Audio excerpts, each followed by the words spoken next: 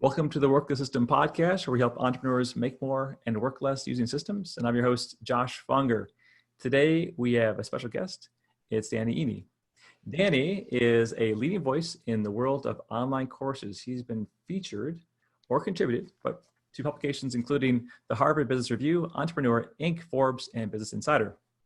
Has spoken at places like Yale University and Google, and is the author of books including Teach and Grow Rich, Leverage Learning, and most recently, Teach Your Gift, which I have right here. Thanks, Danny.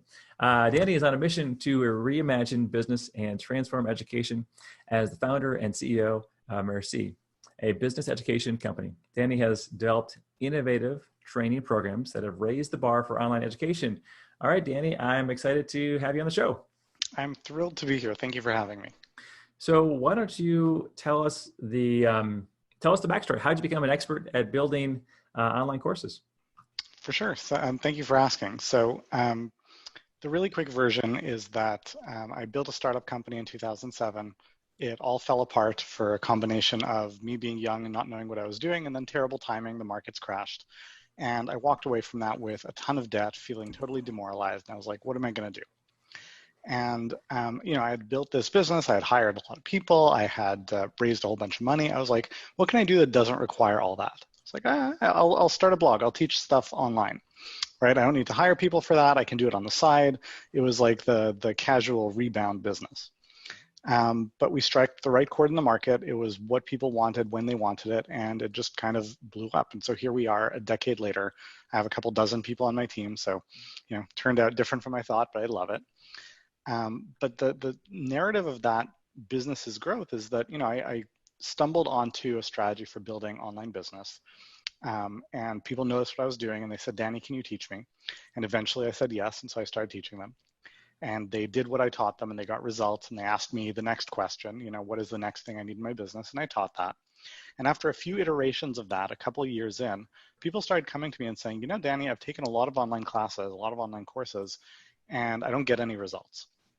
They sit on the shelf, I don't do the work, they're confusing, whatever it is.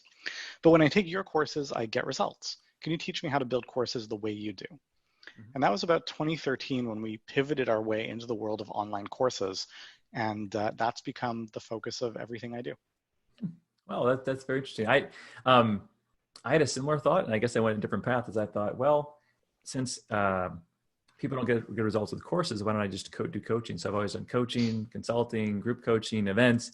And I don't know if I didn't tell you this before the show, but we're actually releasing a bunch of new online products in the next few months. So about half the questions I ask you are going to be very much just about my course coming up. Perfect. So tell us about what is most important now. So what has changed in the last maybe 5 years? And for those people who actually do want to build courses right now, what do they need to be aware of? What works? Yeah, so the landscape of online courses has evolved a lot since the early days. Whenever you have any kind of new opportunity, it goes through, it's called the diffusion of innovation. So you have, innovators at first, then early adopters, then the mainstream market. Most people have seen a bell curve that looks like that. So the early days where you have innovators and early adopters, this was like, 2000 to 2010, 2015. That's when it's a brand new market, it's totally unregulated.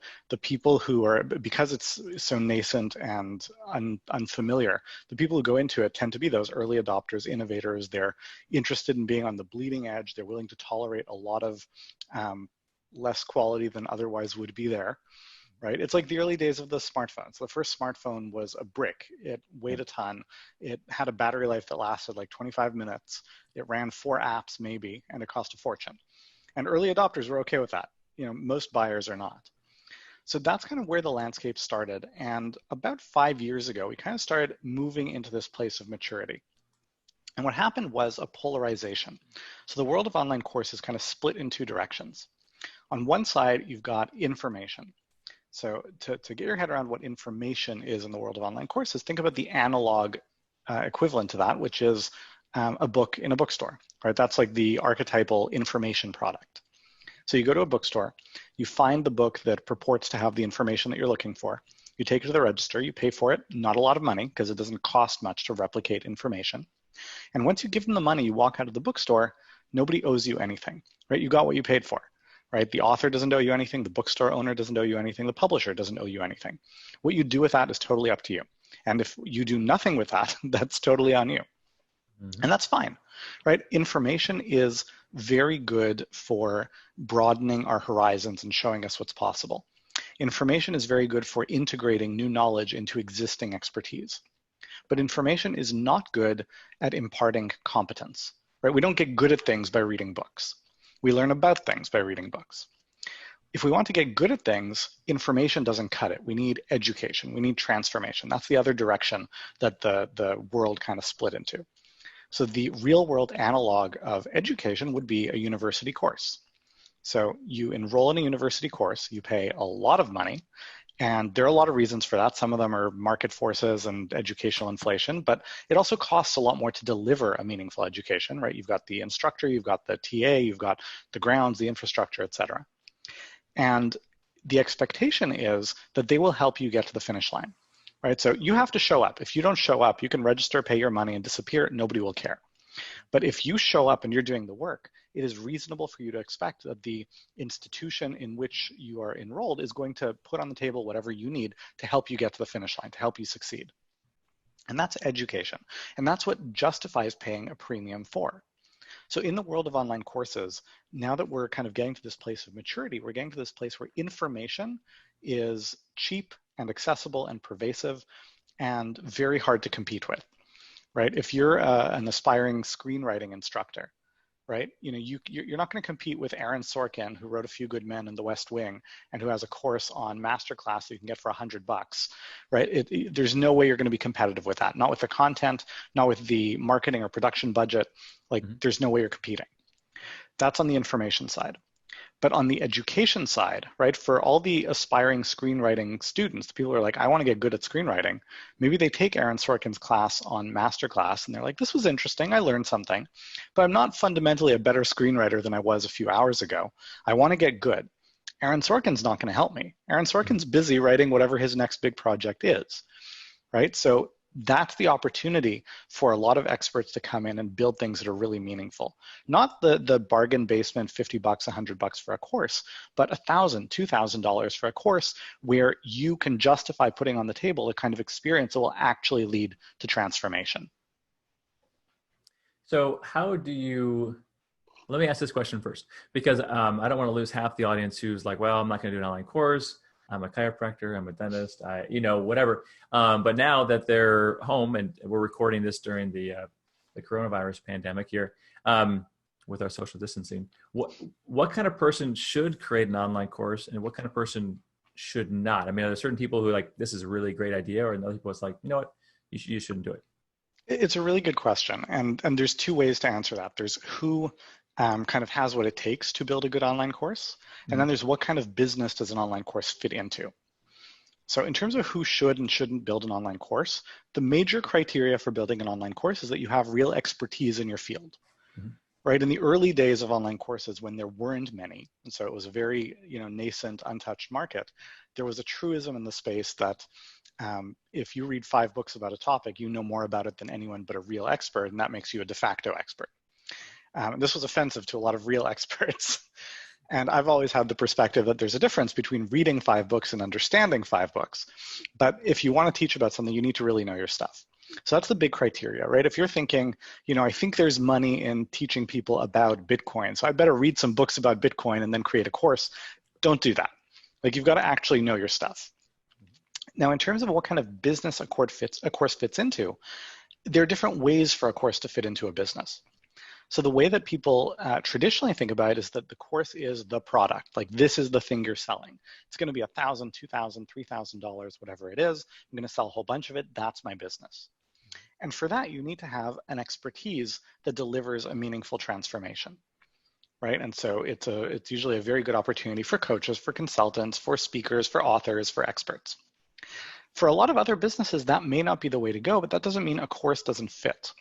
So if you conceptualize the lifetime of a customer with you on a timeline, and it starts way back when they just discover who you are, and there's a whole length of time where they are getting to know you and learning about you, and eventually you get to the point of purchase, and then there's a whole another length of time where they're getting the benefit of what they're getting from you, right? So case in point, you said, you've got people watching this who might be chiropractors, right? So you could potentially create a course on how to relieve your own back pain or something, which is the product that you're selling. So maybe that's the thing that you're selling. But maybe you say, no, I'm a chiropractor. I like being a chiropractor. I'm not looking to get into a different kind of business. But there is a whole window of time, window of things that have to happen before someone becomes my customer. They have to learn, they have to know, understand, and believe certain things about the efficacy of chiropractics, about the relevancy of it to their particular situation, about what it looks and feels like, about you as a practitioner that they trust. An online course can be a very good way of delivering all that learning to them, right? So it can essentially take the place of some of your marketing, right? You deliver more value. It's a lot easier for people to raise their hand and say, yeah, I'd love to learn about how to feel less pain during the day than it is for them to be, yeah, I'd love to read a whole bunch of stuff about your business, right? Like you lead with value and that becomes a part of your funnel. That's one option. The other option is after purchase and retention, right? So let's say, again, you're a chiropractor, and I say this, I might be getting things wrong because I don't know how chiropractics work, but presuming a chiropractor works with someone for a length of time, you're going to keep coming back every few weeks, every month, whatever the rhythm is, and there's stuff I want you to do between sessions. And if you don't do the stuff between sessions, you're not going to get as much value. You might not appreciate the experience. I might lose you, or you might be calling me at all hours in the day, bothering me with questions that are pretty straightforward. Maybe I create an aftercare course that, as an active customer of mine, or I guess patient of mine, you have access to this course that you can follow on the off weeks when you're at home to get the most out of our work together. So it can be the offer, it can be pre-purchase, it can be post-purchase, and it can also be an add-on to what you're already selling. And I see this a lot with speakers. I see this a lot in the B2B space.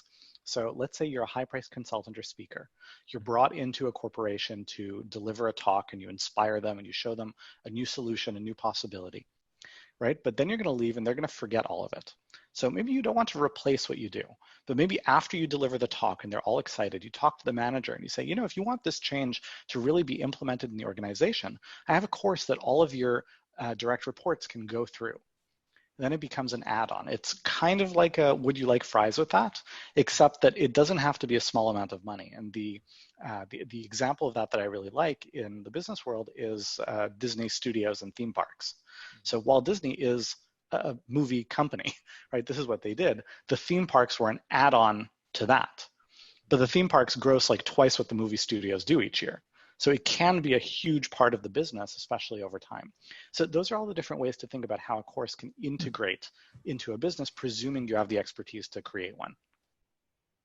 So what is working now, and we don't need to get too into the weeds with technology, what's working now in terms of delivering this transformation? Because let's just say you have information, now you want to move to education transformation. What are the components? Are there live components, coaching components? What are the pieces that make it transformative?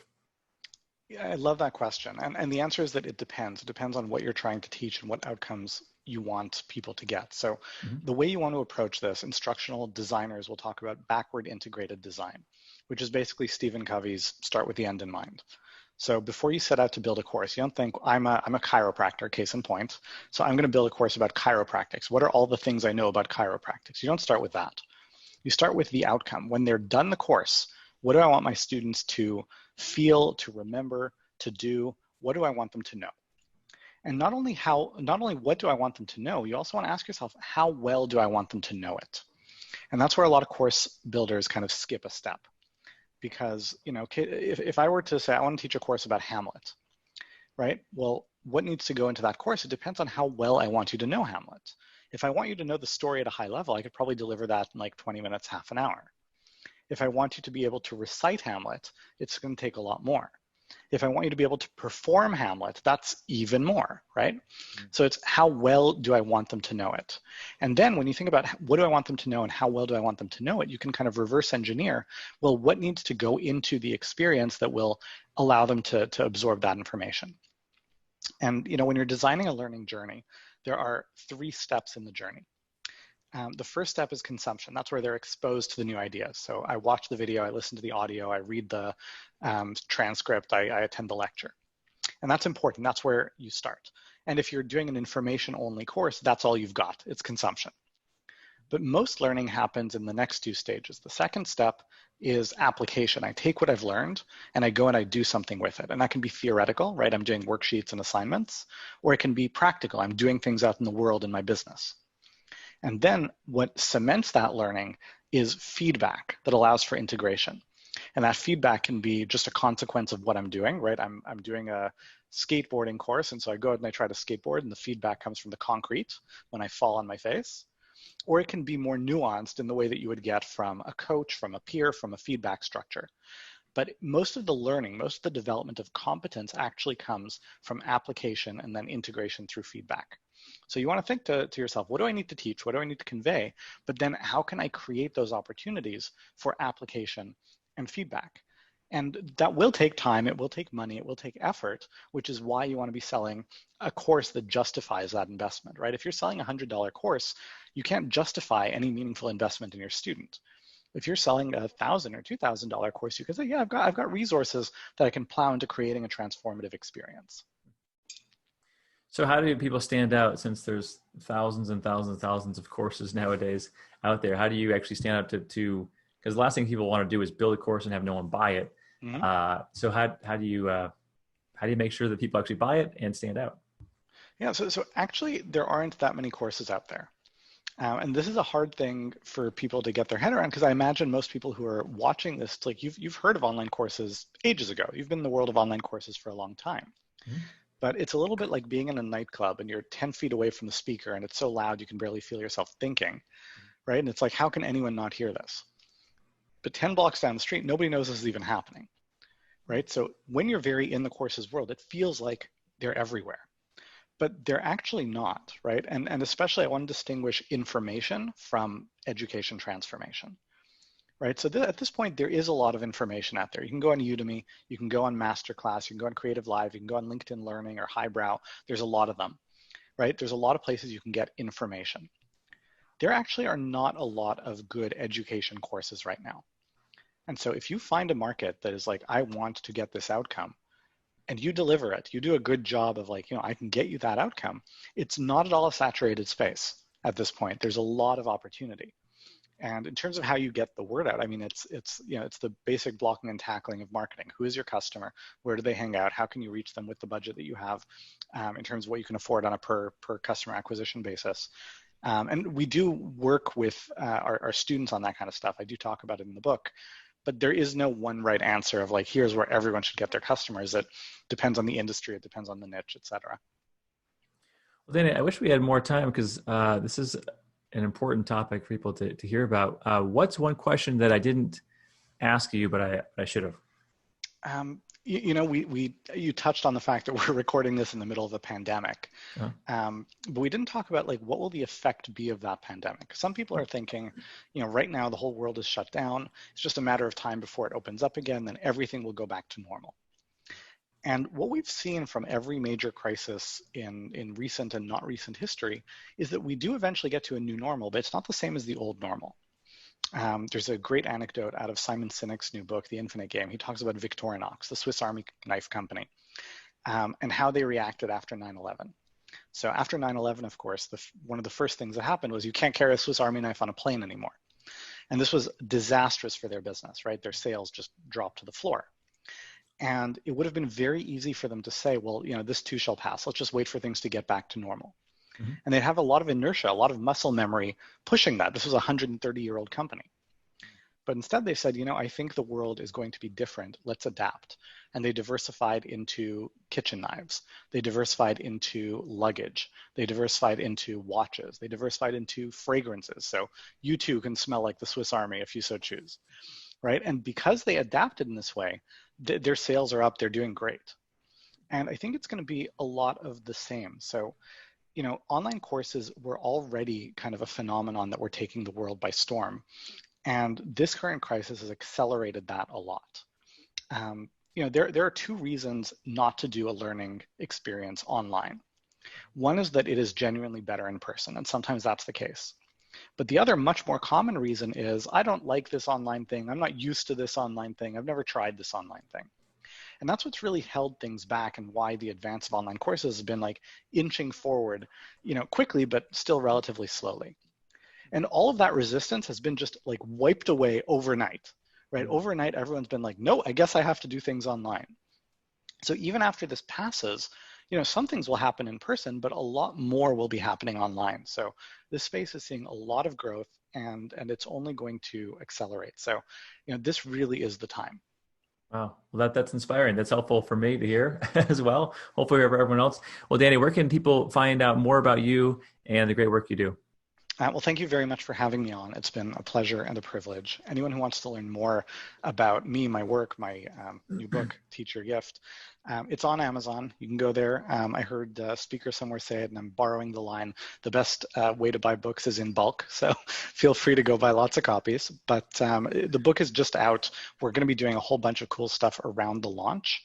So if you want to just see what we've got right now, if there are bonuses or stuff like that, go to teachyourgiftbook.com. And there'll hopefully be some cool stuff there. And if not, it'll point you to Amazon and you can get it there.